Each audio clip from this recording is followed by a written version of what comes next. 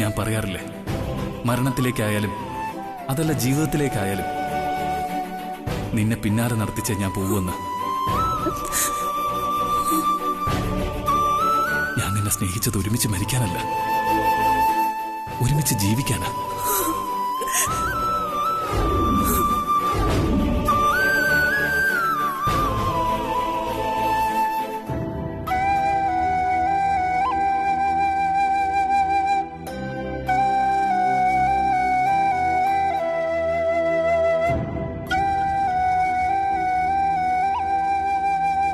വല്യോഞ്ഞ് വീണ്ടും വിവാഹം കഴിക്കുന്നതിന് ഞാൻ എതിരെ നിൽക്കില്ല. എനിക്ക് സമ്മതമാണ്.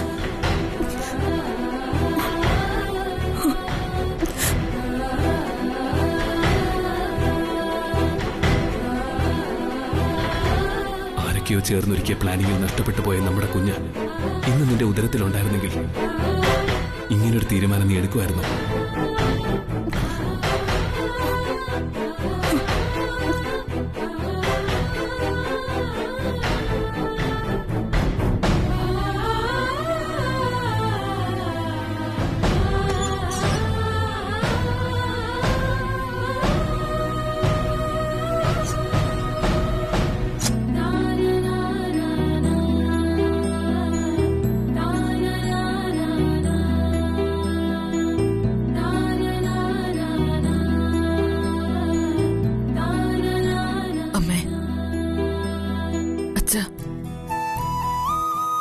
ഇതല്ലാതെ നിങ്ങളുടെ മകൾക്ക് വേറൊരു മാർഗമില്ല.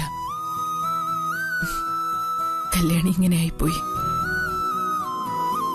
എന്തിനായിരുന്നു ഇങ്ങനൊരു ജന്മം? എന്തിനാ അമ്മേ ഇങ്ങനെ ശാപം പിടിച്ചൊരു മകൾക്ക് ജന്മം നൽകിയത്?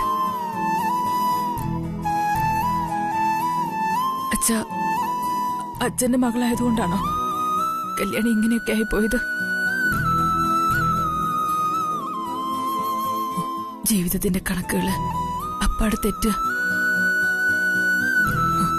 വല്യോഞ്ഞെന്റെ ജീവനാ. ആ ജീവനാ ഞാനിപ്പോ പറിച്ച് മറ്റൊരു പെണ്ണിന് കൊടുക്കാൻ പോകുന്നത്.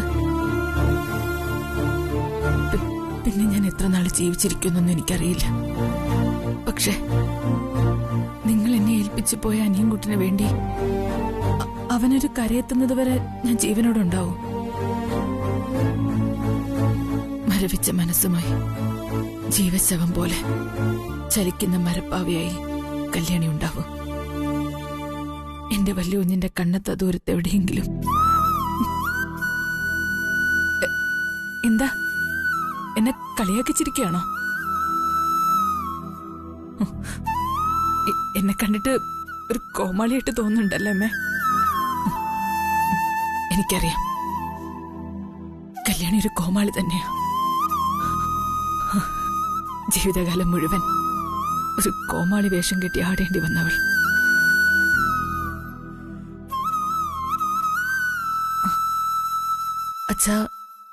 അച്ഛനോട് എനിക്കിപ്പോ വെറുപ്പാ. സത്യ വെറുപ്പ് തന്നെയാ. അച്ഛന്റെ മകളായതുകൊണ്ടാ കൈ കിട്ടിയ പളുങ്ക് പാത്രം ഞാനിപ്പോ എറിഞ്ഞൊടിച്ചത്. ദാസിന്റെ മകൾക്ക് ഇതേ പറ്റൂ, ഇതേ പറ്റൂ.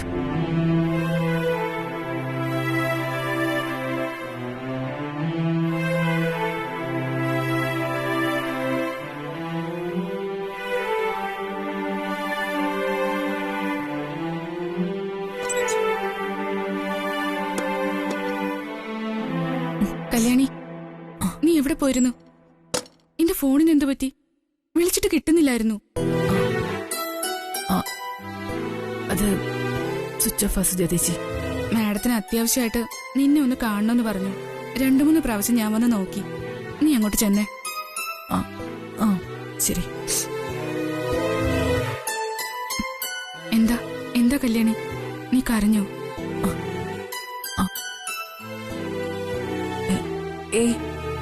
ഒന്നുമില്ല. കണ്ണിലെന്തോ പൊടി വീണതാ. ചേച്ചി ചെല്ലേ, ഞാൻ വന്നോളാം. ശരി.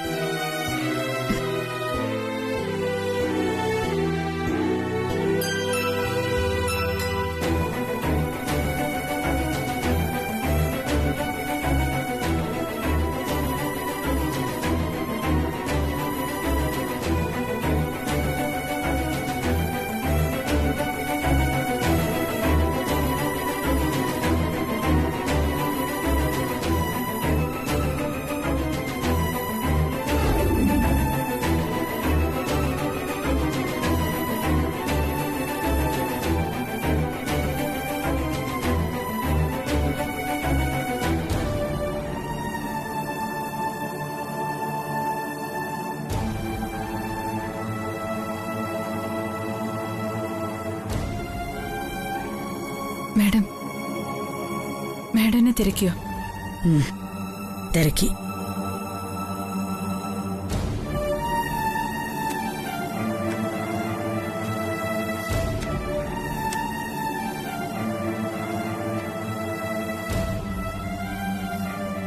ഇതാ ഈ സാരി നിനക്ക.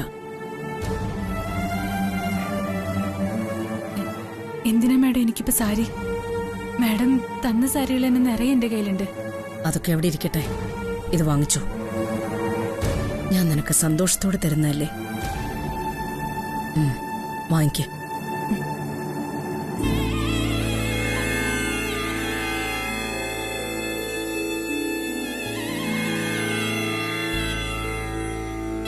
നാളെ തൃച്ചംബരത്ത് അഖിലാണ്ടേശ്വരിയുടെ മൂത്ത മകൻ ആനന്ദിന്റെ കല്യാണം. ഈ കല്യാണത്തിന് എല്ലാവരും നല്ല വേഷങ്ങൾ അണിഞ്ഞു നിൽക്കണം. നീയും പുതിയ സാരി ധരിച്ചു വേണം നിൽക്കാൻ.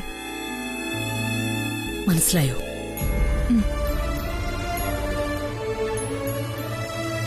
നീ തൃച്ചംബരം കുടുംബത്തിലെ ഒരു പ്രധാനപ്പെട്ട വ്യക്തിയാ. ഇവിടെയുള്ളവർ അണിഞ്ഞൊരുങ്ങുന്നത് പോലെ നീയും അണിഞ്ഞൊരുങ്ങി നിൽക്കണം. ഈ കല്യാണത്തിനു വേണ്ടി നീ ഒരുപാട് ദുഃഖങ്ങൾ സഹിക്കുന്നുണ്ട്. കല്യാണം കഴിയട്ടെ. നിനക്ക് ഞാനൊരു സമ്മാനം കരുതി വെച്ചിട്ടുണ്ട്. അതൊരിക്കലും ചെയ്ത ഉപകാരത്തിനുള്ള പ്രത്യുപകാരമല്ല, മറിച്ച് ഈ കുടുംബം നിന്നോട് കടപ്പെട്ടതിന്റെ ആദരവായി കാണണം. നാളെ എല്ലാവരുടെ ഇടയിൽ നീ ഒരു വിളക്ക് പോലെ തെളിഞ്ഞു നിൽക്കണം. അന്യായിട്ട് തോന്നരുത്. അങ്ങനെ തോന്നിയാൽ അതിന്റെ നാണക്കേട് തൃച്ചംബരത്തിനാ. മനസ്സിലാവുന്നുണ്ടോ ഞാൻ പറയുന്നത്? മനസ്സിലാവുന്നുണ്ട് മാഡം. ശരി, പൊയ്ക്കോ.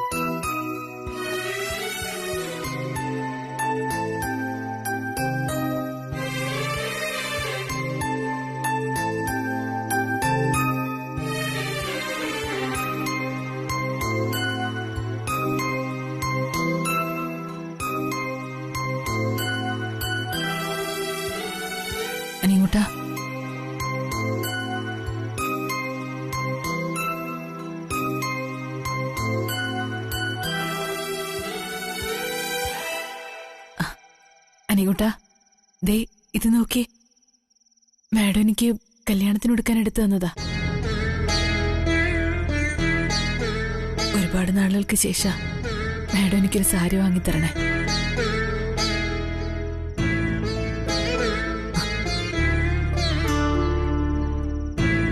അനികുട്ടാ, നോക്കു കൊള്ളാമോന്ന്.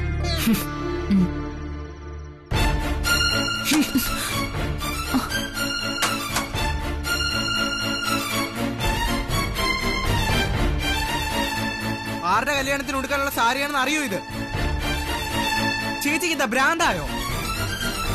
ചേച്ചി എന്താ ചേച്ചിയുടെ ജീവിതത്തെ കുറിച്ച് ചിന്തിക്കാത്തെ? വല്ലുവിനെ വിട്ടുകൊടുക്കാൻ തീരുമാനിച്ചു കഴിഞ്ഞല്ലേ? ഛേ, സാരി വാങ്ങിക്കൊണ്ട് വന്നിരിക്കുന്നു.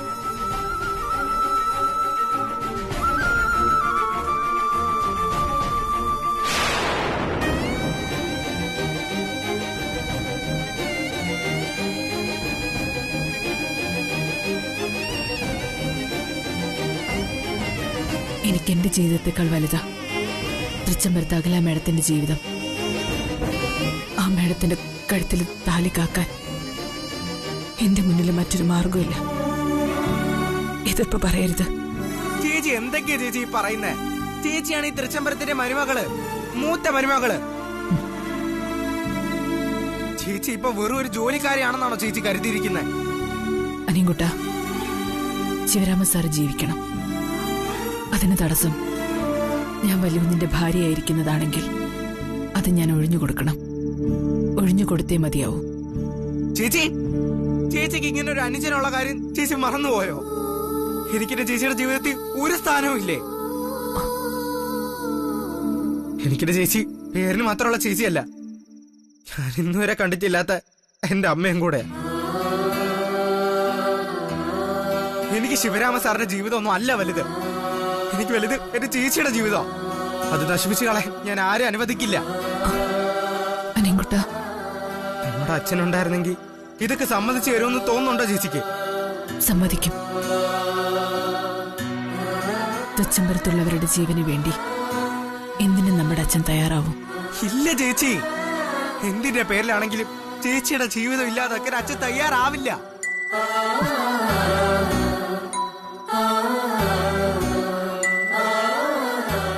അനിയൻകുട്ടാ, ഈ ജീവിതം എന്നൊക്കെ പറയുന്നത് ഒരു ഭാഗ്യ. ചിലരുടെ തലവരയിലെ ആ ഭാഗ്യം ഉണ്ടാവൂ. അങ്ങനെയുള്ള ഒരു ഭാഗ്യമില്ലാത്ത ജന്മ നിന്റെ ചേച്ചിയുടേത്. കുട്ടിക്കാലത്തെ നമ്മുടെ അമ്മ പോയി. അമ്മയില്ലാത്ത സങ്കടം അധികമായപ്പോ അച്ഛനോടൊപ്പം ജീവിച്ച സങ്കടം കുറയ്ക്കാലോ എന്ന് കരുതിയ ഇങ്ങോട്ട് പോന്നത്. എന്നിട്ട് പാവം ആ അച്ഛന് ഒരു നേരം പോലും മനസ്സമാധാനം കൊടുക്കാൻ എനിക്ക് കഴിഞ്ഞിട്ടില്ല. ഞാൻ കാരണം നമ്മുടെ അച്ഛൻ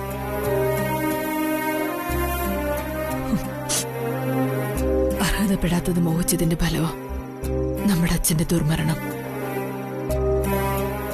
അർഹിക്കുന്നതേ മോഹിക്കാൻ പാടുള്ളൂ എന്ന് അച്ഛൻ പലപ്പോഴും പറഞ്ഞിട്ടുണ്ട്. വൈകിയാണത് ഞാൻ മനസ്സിലാക്കിയതെങ്കിലും അത് ഞാൻ തിരുത്തണം. വിട്ടുകൊടുക്കേണ്ടത് വിട്ടുകൊടുക്കണം. ഒരുപക്ഷെ ഇപ്പൊ ഞാനെടുത്ത തീരുമാനത്തിൽ അച്ഛൻ സന്തോഷിക്കുന്നുണ്ടാവും. ചേച്ചി, ചേച്ചിക്ക് നീ മതി. എന്റെ അനിയൻകുട്ടൻ മാത്രം മതി ചേച്ചിക്ക് ജീവിക്കാൻ. നീ എത്തിരി പറയരുത് മോനെ. മറ്റുള്ളവരുടെ സന്തോഷത്തിന് വേണ്ടി നമ്മൾ പലതും മറക്കേണ്ടി വരും. മറക്കണം. ചേച്ചി, ചേച്ചി എന്നോട് ക്ഷമിക്കണം. പെട്ടെന്നുണ്ടായ ദേഷ്യത്തിൽ ഞാൻ ചേച്ചിയെ സ്നേഹിക്കുന്ന ഒരു അനുജൻ എങ്ങനെ പ്രതികരിക്കൂ? അതല്ലേ എന്റെ മോനും ചെയ്തുള്ളൂ. ഇങ്ങനെ വേണോടാ ആൺകുട്ടികളായ.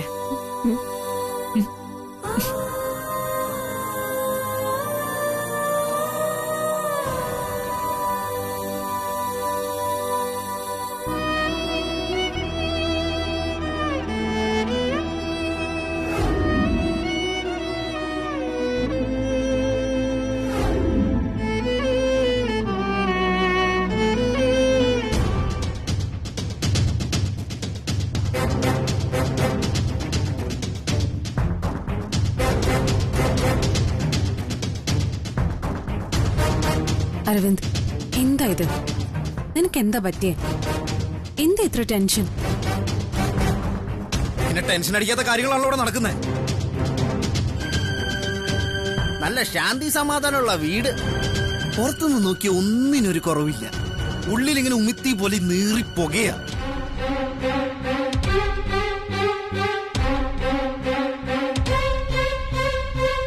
അരവിന്ദ്, ഞാനൊരു കാര്യം ചോദിച്ചാ ഉള്ള സത്യം പറയണം. ഞാൻ നിന്നോട് അങ്ങനെ നുണകളൊന്നും കുറെ കാലമായിട്ട് പറയാറില്ല, അതുകൊണ്ട് ചോദിക്കും.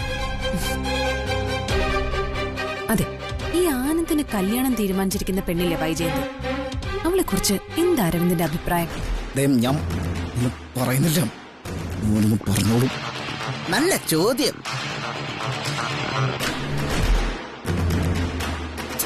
അതല്ല, കാഴ്ചയിൽ നമുക്ക് തോന്നുന്ന ചില അഭിപ്രായങ്ങളൊക്കെ ഇല്ലേ, അതാ ഞാൻ അരവിന്ദിനോട് ചോദിച്ചേ.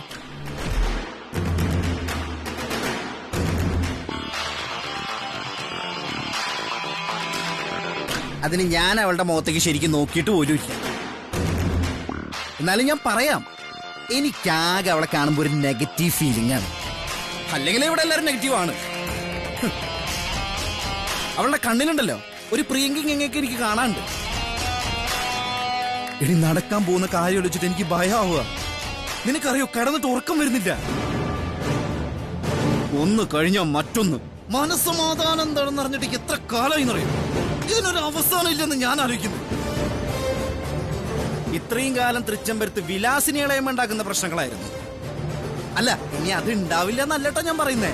അതിങ്ങനെ തുടർന്നുകൊണ്ടേയിരിക്കും. അതിന്റെ ഇടയിലാണ് ഇങ്ങനെ പറഞ്ഞത്. ആരാ എന്താന്നറിയാതെ ആ ഗംഗ എവിടെ താമസിച്ചതിന്റെ ചൊറിച്ചിൽ ഇതുവരെ മാറിയിട്ടില്ല. ആ ബാധ ഒഴിഞ്ഞു പോയപ്പോ ദേ മറ്റൊരു. അതെ, ഒരു കാര്യം ഞാൻ നിന്നോട് തീർത്ത് പറയാം. ഗത്യന്തരം ഇല്ലാതെ ബ്രോ ആ വൈജയന്തിയുടെ കഴുത്തിൽ താലി ചാർത്തിയാൽ അതോടെ തീർന്നു തൃച്ചംബരം. അതിനൊരു സംശയവും വേണ്ട. അതിന്റെ ലക്ഷണങ്ങൾ അവൾ ഈ വീട്ടിൽ കാലെടുത്ത് വെച്ചപ്പോഴേ തുടങ്ങി. എന്തിന്? അവളെ കുറിച്ച് ആലോചിച്ചപ്പോഴേ തുടങ്ങി എന്ന് പറയാനാണ് കൂടുതൽ ശരി. മുത്തശ്ശന്റെ നിർദ്ദേശപ്രകാരം ബ്രോ അവളുടെ കഴുത്തിൽ താലി കെട്ടി തൃച്ചംബരത്തിന്റെ അധികാരം അവളുടെ കയ്യിലേക്ക് കൈമാറിയാൽ പിന്നെ നീ വെറും സെർവന്റാ. യാതൊരു അഭിപ്രായ സ്വാതന്ത്ര്യം ഇല്ലാതെ ഇവിടെ കിടന്ന് കഴിയേണ്ടി വരും. അത് നീ മനസ്സിലാക്കിക്കോ. ഇതൊന്നും അഖിലാന്റിക്ക് അറിയില്ലെന്നാണ് എന്റെ ചോദ്യം. അല്ലെങ്കിൽ അറിഞ്ഞുകൊണ്ട് അറിയില്ല എന്ന് നടിക്കുന്നു. എടീ, അച്ഛൻ പലപ്പോഴും പ്രയോഗിക്കുന്ന ഒരു പഴമൊഴി എനിക്കറിയാം. എലിയെ തോൽപ്പിക്കാൻ ഇല്ലം ചുടുവാന്ന്. അമ്മ ഇപ്പൊ ചെയ്തോണ്ടിരിക്കുന്നത് അത് തന്നെയാണ്. അമ്മയ്ക്ക് എങ്ങനെയെങ്കിലും കല്യാണിയെ ബ്രോയുടെ ജീവിതത്തിൽ നിന്ന് ഒഴിവാക്കി വിട്ടാ മതി. അതിന്റെ പേരിൽ ആരൊക്കെ വേദനിച്ച് തൃച്ചംബരം നശിച്ചാലും അമ്മയ്ക്ക് ഒന്നുമില്ല. ആ പാവത്തിനോട് ചെയ്യുന്ന ഈ ക്രൂരത ദൈവം പൊറുക്കും അരവിന്ദ്. എനിക്ക് ആനന്ദിനെ ഫേസ് ചെയ്യാൻ പോലും കഴിയുന്നില്ല. കല്യാണിക്കാണെങ്കിൽ ഒരു കുലുക്കവും ഇല്ല. ആര് പറഞ്ഞു ഒരു കുലുക്കമില്ലെന്ന്? ഇടി, കല്യാണിയുടെ മനസ്സിന്റെ താളം നെറ്റിൽ സ്വയം മറച്ചുകൊണ്ടായി നടക്കുന്നേ. എന്റെ അഭിപ്രായത്തിൽ ഈ കല്യാണം കഴിഞ്ഞാൽ പിന്നെ കല്യാണി ജീവനോട് ഉണ്ടാവില്ല. അത് സത്യം.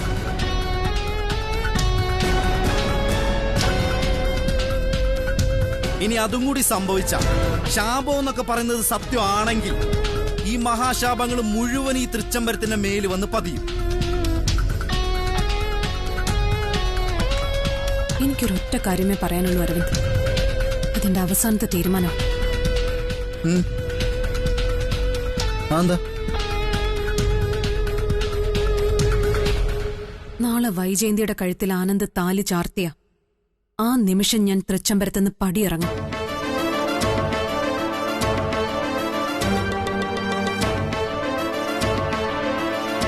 ഞാൻ ഇറങ്ങുമ്പോ അരവിന്ദ് എന്റെ കൂടെ ഉണ്ടാവണം.